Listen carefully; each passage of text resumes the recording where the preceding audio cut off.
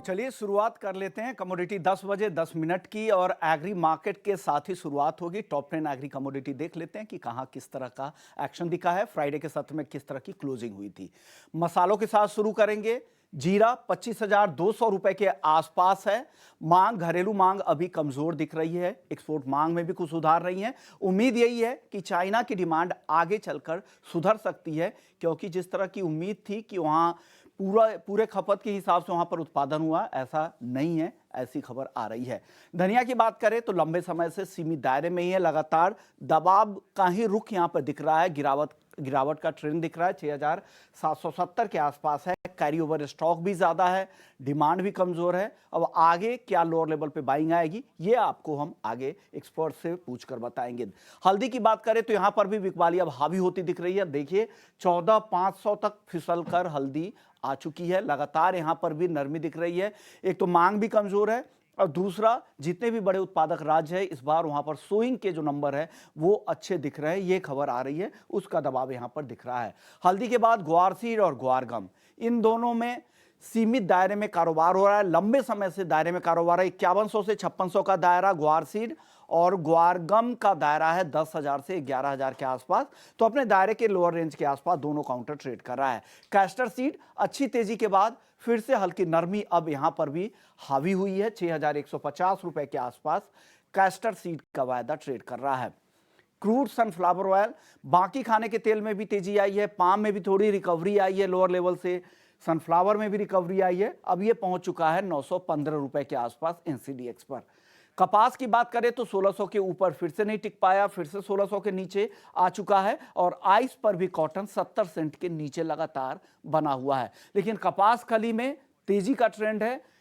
3350 के आसपास है, यहां पर तेजी है। लेकिन जो अगला कॉन्ट्रैक्ट है वो नए सीजन का कॉन्ट्रैक्ट है, तो स्प्रेड काफी ज्यादा है, उसके भाव काफी कम है। ये आप ध्यान में रखिएगा। आखिरी काउंटर मेन था जहां पर आज 1% की तेजी दिख रही है। चलिए अब चलते हैं दिनेश सोमानी जी के पास, प्रो इंटेलिट्रेड सर्विसेज से हैं। दिनेश जी, सबसे पहले हल्दी पर आप बताइए क्या हो रहा है। सर, बिकवाली काफी तेज हो गई है।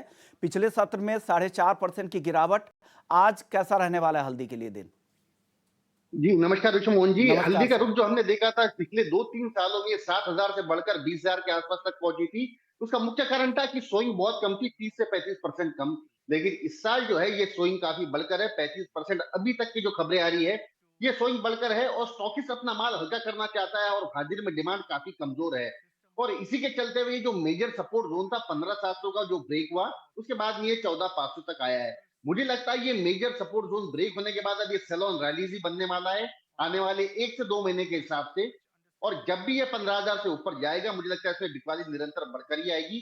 डाउन साइड मुझे लगता है 13,800 13,400 के लेवल से जल्दी छू सकता है। तो अभी सेल ऑन रैलीज की ही रणनीति हमें हल्दी में अपनानी चाहिए। जीरा, इन दोनों में क्या लग रहा है सर? ये अब धनिया तो काफी नीचे आ गया भाव, तो भी खरीदार नहीं है क्या? और जीरे में क्या होने वाला है? धनिया स्टोरी समझना तो बहुत ही मुश्किल है सर, क्योंकि निरंतर कभी इसमें डिमांड मुझे पूरे साल भर में समझ में नहीं आ रही है। कंटिन्यूस ये गिरते आ रहा है, मतलब 84 के लेवल छूने के बाद में निरंतर गिर गिर कर ये 6700 तक के आ चुका है। यहाँ थोड़ा सा शॉर्ट टर्म एक बेस बना रहा है, लेकिन अनलेस एंड अनटिल ये 7150 से ऊपर जाता है हम यूं नहीं कहेंगे इसमें ट्रेंड रिवर्सल हुआ है। हाल फिलहाल थोड़ा सा पुल बैक रैलीज हमें 6750 की ओर से ऊपर में 6940 तक जाता हुआ लगता है। लेकिन ओवरऑल ट्रेंड बुलिश रिवर्सल तभी होगा जब ये 7150 के ऊपर सस्टेन करके ट्रेड करेगा। आरसी ग्वारगम बताइए सर, अपने रेंज के निचले लेवल के आसपास है क्या? आज खरीदारी बनती है क्या इन दोनों काउंटर में?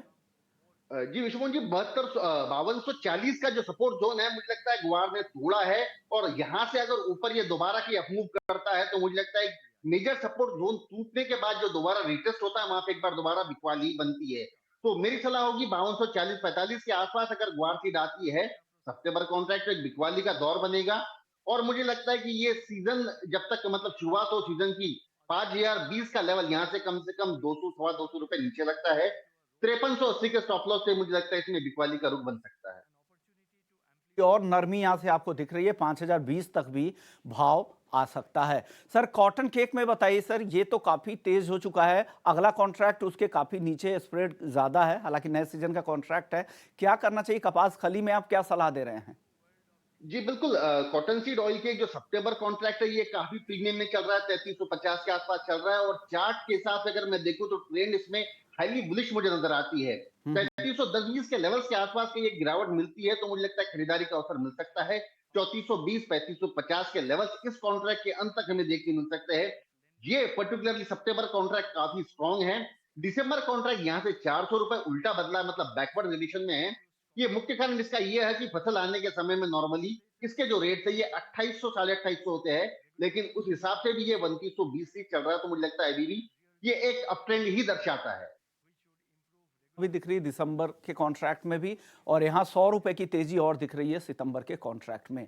अब चलिए नॉन एग्री की बात करते हैं। नॉन एग्री में पूरी तरह से फोकस था फ्राइडे के दिन जो जैक्सन होल में फेड चेयरमैन का भाषण था। उन्होंने साफ कर दिया है कि अब पॉलिसी में बदलाव का वक्त आ गया है, यानी ब्याज दरें घटने वाली है, लेकिन उसका क्वांटम क्या होगा, स्पीड क्या होगा, इसको लेकर अभी भी बाजार में असमंजस है।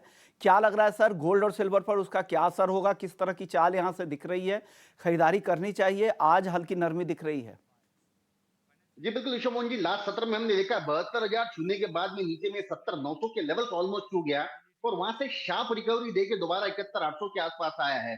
तो मुझे लगता है 1000 रुपीज फॉल 1000 रुपीज मूव एक वोलेटिलिटी का सत्र है जो बहुत ज्यादा हो रहा है और एक 70,900 के आसपास मुझे लगता है अब ये बेस बना चुका है। गोल्ड 71,000 के नीचे जैसे ही कोई जाता है तो वहां पे दोबारा एक खरीदारी आती है और 72,000 के ऊपर इसमें दोबारा बिकवा लेती है। रेंज बाउंड एक्टिविटी चल रही है लेकिन जैसे कि फंडामेंटल के हिसाब से कहा 25 बेसिस पॉइंट ऑलरेडी फैक्टर्ड इन है और 50 बेसिस पॉइंट की संभावनाएं 28% से बढ़कर भी करीब करीब 35% हो चुकी है। तो मुझे लगता है कि इनकेस अगर ये संभावनाएं और बढ़ती है तो गोल्ड में एक बुलिश मूव अभी भी जारी है। पोजिशनल प्लेयर्स ने 70,900 के स्टॉप लॉस से इसमें बने रहना चाहिए और इंट्राडे को ट्रेड करना चाहे तो मुझे लगता है 71,650 के आसपास बाय करे, 71,400 का स्टॉप लॉस ध्यान रखे और ऊपर में कम से कम 72,050 72,450 के लेवल्स हमें देखने मिल सकते हैं।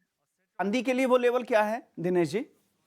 जी चांदी में क्या टारगेट आप देख रहे हैं? जी जी बिल्कुल, सिल्वर मुझे लगता है कि 84,650 एक ब्रेकआउट जोन है, वहां पे रिट्रेस किया तो वहां बाय करना चाहिए। 86,200 के लेवल्स इस वीक में हमें देखने मिल सकते हैं। 84,000 का इसमें स्टॉप लॉस मेंटेन किया जा सकता है। आपको तेजी यहां पे दिख रही है। 86,200 रुपए तक चांदी इस हफ्ते जा सकती है। इस पूरे हफ्ते का ये टारगेट है। आज के लिए सिर्फ इसे ना मानकर चले और स्टॉप लॉस यहां पर 84,000 रुपए का जरूर लगा लीजिएगा। चलिए क्रूड की बात करते हैं। ब्रेंट अब $79 के आसपास है। इस हफ्ते की चाल कैसी रहेगी? पिछला हफ्ता तो कमजोर था क्रूड के लिए, इस हफ्ते की चाल कैसी रहेगी क्रूड के लिए? और आज किसी को ट्रेड करना है तो किन लेवल्स का ध्यान रखें? जी बिल्कुल, ये जो एक ब्रेकडाउन इसमें आया था 63 62 तो 50 के नीचे, वहां से नीचे से ये जाकर 6020 के लेवल इसने देखा था ऑलमोस्ट और वहां से हमने दोबारा 300 रुपए की चाल आते हुए देखी। खाली में जो तनाव निर्माण हो रहा है बार बार मुझे लगता है उसके कारण से प्रीमियम ऐड हो रहा है क्रूड में, लेकिन 6350 के आसपास मेरे समझ से एक बार बिकवाली यहाँ पे दोबारा बन सकती है।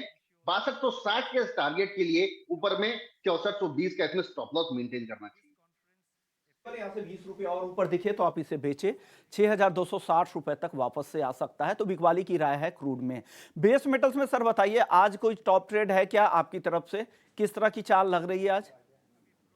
जी बिल्कुल, जिंक और एल्यूमिनियम मुझे चार्ट पर काफी स्ट्रॉन्ग नजर आते हैं। अगर जिंक की बात करूं तो मैं जो नेक्स्ट कॉन्ट्रैक्ट है सितंबर जो एक्टिव कॉन्ट्रैक्ट होने वाला है अभी वो 270 के ऊपर मेरे हिसाब से बाय करना चाहिए। अपसाइड 274 साढ़े चौहत्तर के लेवल देख सकते हैं। 268 का स्टॉप लॉस मेंटेन करना चाहिए जो फ्रेश कॉन्ट्रैक्ट है सितंबर कॉन्ट्रैक्ट में। और वहीं कॉपर जो है जो नेक्स्ट कॉन्ट्रैक्ट है एक्टिव कॉन्ट्रैक्ट मुझे लगता है कि 812 के ऊपर इसको बाय करना चाहिए। 820 824 के इसमें लक्ष्य देखे जा सकते हैं और 808 का स्टॉप लॉस मेंटेन किया जा सकता है। ये दो आपकी टॉपिक है, दोनों खरीदारी की राय आ रही है दिनेश जी की तरफ से। सर आखिरी सवाल नेचुरल गैस पर। नेचुरल गैस में बताइए क्या होने वाला है, क्या करना चाहिए? क्या तेजी बची है या दबाव जारी रहेगा? विश्वमोहन जी ये एमसेक्स की ऐसी कमोडिटी है सबसे नैरो रेंज और एक रेंज बाउंड एक्टिविटीज में चल रही है। डाउन साइड 160 अपसाइड 190 यह दायरा करीब करीब ये 3 महीने हो गया मेंटेन कर रहा है और जो निचला स्तर है अभी जो नेक्स्ट कॉन्ट्रैक्ट मेरे हिसाब से सितंबर कॉन्ट्रैक्ट ज्यादा एक्टिव है वो 181 182 के आसपास बाय करना चाहिए। 188 190 के लेवल्स 177 का स्टॉप लॉस मेंटेन किया जा सकता है। तो ये सलाह है नेचुरल गैस को लेकर। शुक्रिया दिनेश जी, आपने वक्त निकाला, एग्री और नॉन एग्री मार्केट पर अपनी राय रख दी।